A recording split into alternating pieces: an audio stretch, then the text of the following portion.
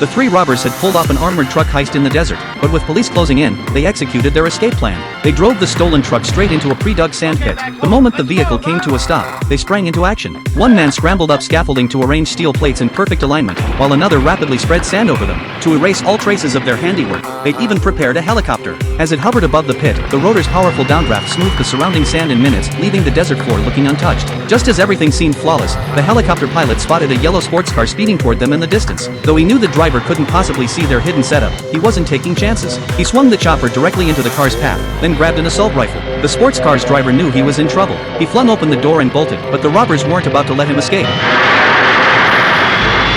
When George heard his partner's report, he rushed from the sand pit toward the fleeing man. If the police found the driver's body, their entire plan would collapse. Without hesitation, George dug a shallow grave nearby and disposed of the evidence. But as he finished covering the body, a police cruiser came screaming toward him, sirens blaring. With no time to run, quick-thinking George jumped into the sports car, slipped on sunglasses, and pretended to be its owner. The cops weren't fooled. They immediately frisked him, yet found nothing suspicious. By then, backup had swarmed the area. Officers combed the desert in a grid search, scouring every inch for 10 kilometers. But not a single trace of the armored truck turned up. The seasoned police captain was baffled. With zero evidence, they had no choice but to release George from custody. What the captain never guessed was that the truck they'd hunted for 3 days sat buried right beneath where he'd been standing. When the frustrated police finally withdrew, George slipped back to the pit only to discover his crew still hadn't cracked open the truck. After some inspection, they realized the doors could only be opened from the inside. That meant guards were still holed up in the cargo hold. Time for plan B. George strapped on a gas mask, then shoved a smoke canister through the ventilation shaft. Thick, choking fumes billowed into the compartment. Sooner or later, the guards would have to choose suffocate or open the doors.